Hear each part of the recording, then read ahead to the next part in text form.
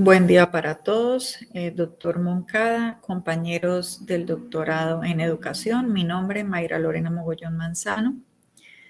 Voy a iniciar con la frase de Spinoza, 1988. Por otra parte, cuantas más cosas han llegado a conocer la mente, mejor comprende también sus propias fuerzas y el orden de la naturaleza. Y cuanto mejor entiende sus fuerzas, tanto mejor puede dirigirse a sí misma y darse reglas. Y cuanto mejor entiende el orden de la naturaleza, más fácilmente puede librarse de esfuerzos inútiles. En esto consiste, como hemos dicho, todo el método. Partiendo de lo anterior y reconociendo que estamos inmersos en un mundo eminentemente social, por ser seres en constante construcción y comunicación, estamos cargados de diversas señales, signos, convenciones y símbolos que tienen un significado y que ese significado nos permite interrelacionar e interpretar la realidad en la cual nos encontramos inmersos. En este aspecto, la investigación cualitativa nos ofrece la posibilidad de evaluar de una manera más descriptiva, tendiendo siempre a ahondar de forma enriquecedora desde el ámbito de las ciencias sociales. Desde la investigación cualitativa encontramos el diseño etnográfico muy acorde a este planteamiento de la interpretación del mundo social, el cual nos dará pie a generar una estructuración investigativa del cual nos pueda guiar los objetivos, el planteamiento del problema y la pregunta que pueda apuntar a un análisis y a una comprensión más asertiva acerca de la dinámica de los sistemas sociales en los cuales nos movemos. En este sentido, vale la pena entonces traer a colación dos corrientes metodológicas que, aunque provienen de la misma raíz, poseen características particulares que nos permitirán entender la dinámica de la etnometodología. En primer lugar, encontramos a la etnografía. Según Mead y Malinowski, es el estudio de las tradiciones, rituales y formas de la vida de una raza, grupo o comunidad determinada, y se asume como estrategia central la observación y la descripción de dichas prácticas. Si miramos la etnografía como diseño, posee una gran mirada general para dirigir el proceso de investigación, es decir, toma en cuenta el análisis del comportamiento de las masas o de los grupos sociales desde una perspectiva general. En tanto que la etnometodología, según Harold Garfinkel, es el estudio de los conocimientos del sentido común y de los métodos y del procedimiento para darle sentido a las situaciones y hallar el camino a seguir. Confiere importancia a las explicaciones de las personas. Esta puede tomarse como un proceso de introspección del ser humano hacia afuera, cómo se desenvuelve él como individuo a través de las acciones que favorecen la interacción con los otros. La etnometodología, por carecer de un método propiamente dicho, necesitaría de la etnografía como un puente o un vehículo para la estructuración de una investigación, tendiente a reconocer los métodos que de manera particular, a diferencia de la etnografía, genera cada sujeto en torno a las acciones que desempeña dentro de la interacción social. La etnometodología también se considera como una rama de la sociología. En este aspecto, el origen de esta teoría se acuña al doctor Harold Garfinkel, sociólogo estadounidense, quien en 1968, bajo el rótulo de etnometodología, creó una nueva disciplina concerniente a cómo el hombre organiza su vida diaria en sociedad y también cómo cómo hace que sus actividades sean significativas para él y para los otros.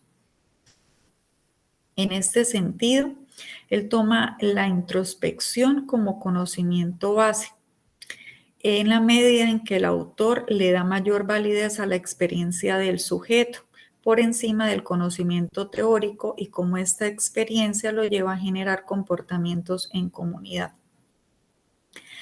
A pesar de que el doctor Harold fue formado desde un enfoque fenomenológico, en donde la observación es de vital importancia, toma aspectos importantes de difiriendo de él, pues para él la actitud natural está por encima de, de la ciencia, de lo que la ciencia pueda decir referente a la conducta del ser humano. En este sentido, la fenomenología se basa en lo que la gente piensa, mientras que la etnometodología se basa en lo que la gente hace. Asimismo, dista de las escuelas propias de la sociología y de la psicología, ya que ocurre una fractura en el comportamiento moral, es decir, que el sujeto, también llamado Lego dentro de esta teoría, conoce las reglas, pero no actúa por imposición de la moralidad, sino que las modifica de acuerdo a sus propias decisiones y acciones. Bueno, para fortalecer su teoría, Garfield pues presenta una definición muy diferente de racionalidad con respecto a Alfred Schutz y a Talcott Parsons. A pesar de que esos dos autores anteriormente mencionados constituyen el punto de partida para el surgimiento de la teoría etnometodológica, vale la pena tener en consideración o tomar en consideración lo que para estos dos autores significa la racionalidad. Para Alfred Schutz, la racionalidad desde la ciencia representa una sucesión de hechos, la generalización para reproducir las normas de la actitud científica en hechos relevantes de impacto público.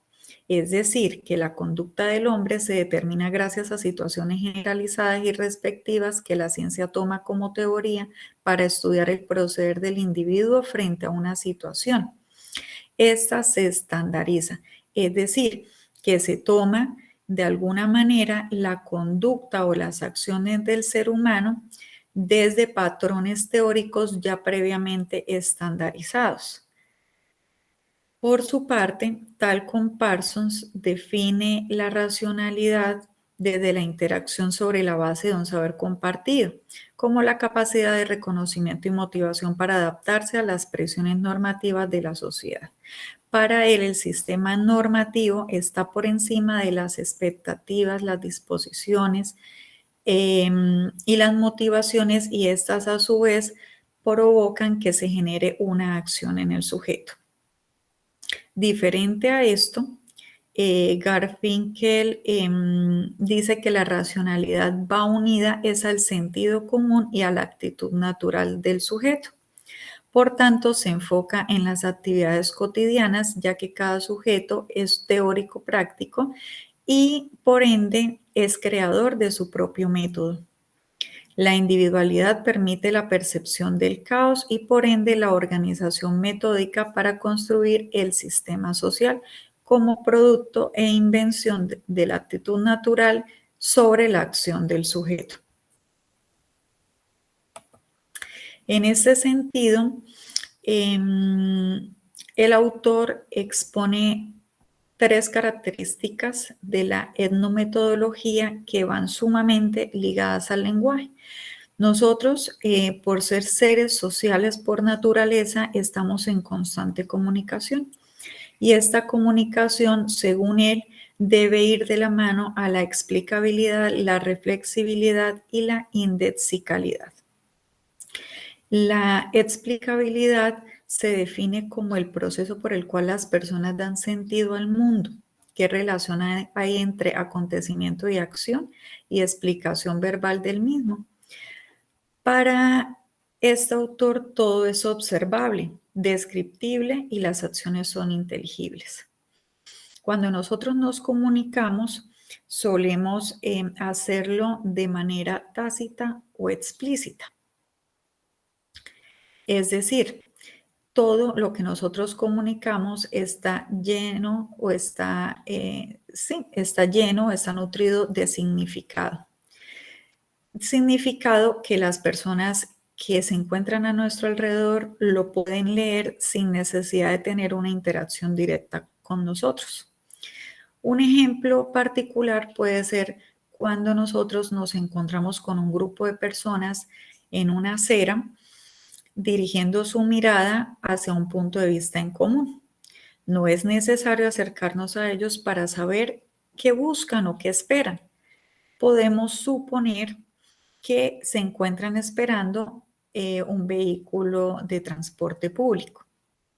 De la misma manera se genera la reflexibilidad y es aquella en que consiste en tomar conciencia de lo que se dice y hace durante una situación social, ofreciendo un contexto necesario, es decir, la motivación para llegar a un concepto concreto de la acción. De allí pueden partir cuestionamientos como ¿cómo debo actuar yo frente a una situación determinada o cómo debo interpretar el comportamiento del otro? Esto con el fin de mantener una interacción social. Como tercera característica encontramos la indexicalidad. En ella se encuentran características del lenguaje, un lenguaje que nosotros podemos registrar como etnometólogos, etnometodólogos, cuando nosotros, por ejemplo, estamos registrando o describiendo el comportamiento o la manera de actuar y de hablar de una persona. La etnometodología guarda una estrecha relación con el lenguaje en la medida en que éste permite la interacción social. Sin embargo, la indexicalidad ha sido una problemática del estudio de estas relaciones por su gran ambigüedad, naturalidad, ya que estas frases suelen mimetizarse. Y dadas las características de la comunicación, muchas veces pueden carecer de temporalidad definida, lo que entorpece la interpretación o el comportamiento del sentido de la oración o de lo que se esté expresando. De allí que cuando el etnometodólogo esté registrando las descripciones de las situaciones que él observa, es preciso que guarde una estrecha relación del contexto con las palabras que se plantean dentro de los registros que se hagan. Frases que pueden tener indexicalidad pueden ser yo, esto, aquí, la gente, está lloviendo, el suicidio. Esas frases sacadas de contexto pierden total sentido. Por ello se dice que traen una dependencia contextual importantísima, es decir, que en la medida en que el estudioso haga registro de las situaciones, debe ir sumamente pegado al contexto sobre el cual se recogió la evidencia. Por otra parte, dentro de esa teoría etnometodológica, Harfinkel concibe un aspecto muy importante y es la indiferencia metodológica. Dentro de esta, él dice que no se debe tratar al miembro de la sociedad como tonto sin discernimiento a nivel cultural y psicológico, pues el sujeto está provisto de cognición natural, a diferencia del sociólogo que ve al sujeto como una cosa. Este no solo es movido por la imposición de conductas, sino que lo considera como un agente que es capaz de ejecutar y lograr acciones para mantener un orden social. Por otra parte, Hartwinkel lleva a cabo experiencias de ruptura en donde puso a prueba la capacidad del sujeto frente a situaciones que rompen con el orden social. Estas experiencias se basaron en una entrevista de admisión a una escuela de medicina, en un grupo de estudiantes que fueron a regatear precios de artículos de muy bajo valor y otro grupo de estudiantes que fueron incitados a romper la proximidad personal con su interlocutor. De acuerdo a la delimitación de las acciones en situaciones determinadas a través de la comunicación, se pretende favorecer siempre la interacción social. A partir de esas experiencias, el individuo, al ser consciente de que hubo una ruptura, el sujeto experimenta situaciones de asombro, risa, miedo, que automáticamente le incitan a buscar la normalidad a través del discurso, es decir, termina acoplándose a lo que recibe del medio. Para el registro de las descripciones o de lo que observa el etnometodólogo, se proponen herramientas como la entrevista, la bitácora, las notas de campo, las notas metodológicas, notas descriptivas y notas analíticas, la grabación y el registro etnográfico. Finalmente, como consideraciones finales o conclusiones de este método, podemos decir que los signos lingüísticos toman su significado de lo que los actores sociales perciben de su entorno dentro de su cotidianidad. Los usuarios de la palabra la dotan de su significado con el uso dentro de las prácticas sociales en los juegos del lenguaje construidos en comunidad, desde donde se determina el sentido. La esencia de las cosas las percibimos desde el lenguaje, con lo que se demuestra su control sobre el mismo hombre. En segundo lugar, los etnometodólogos han fundamentado la argumentación que da consistencia al análisis con respecto a lo que los miembros en un contexto actúan, conversan, escuchan y perciben. Sin embargo, debido a la falta de cuerpo teórico sedimentado y a lo denso del discurso, esta novedosa perspectiva de búsqueda se ha mantenido en un lugar marginal en cuanto a las preferencias metodológicas de los investigadores sociales. En este aspecto es importante rescatar que esa teoría sería de gran importancia al ser aplicado al ámbito educativo, en el reconocimiento individual de la manera en que los actores educativos, particularmente hablando de los estudiantes, logran establecer nuevos constructos en la medida en que generan acciones desde su empirismo para generar o entablar interacción social con todo su medio. En tercer lugar, se ha considerado como un importante componente teórico del paradigma de la definición social y como una variable de la sociología creativa. Incluso hay quienes la han señalado como una sociología de la vida cotidiana y la han considerado una variante del constructivismo social. En cuarto lugar, los etnometodólogos iniciadores han señalado que lejos de seguir una línea teórica propia o un método específico, se limitan únicamente a la descripción de etnométodos, es decir, a la individualidad o la particularidad desde cómo cada persona interactúa con su medio. Es individual, es particular, no es general. Y finalmente, dinamiza el tan importante enfoque cualitativo, pues este va más orientado a la categorización y generalización del observado, que es a lo que nos hemos acostumbrado en nuestro medio habitual, siempre a categorizar, a unir por afinidad determinados comportamientos, mientras que el etnométodo rescata la importancia de la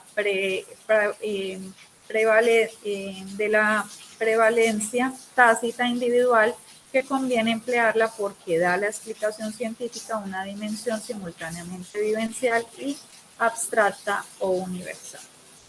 Muchas gracias. Esto ha sido todo dentro de nuestra exposición.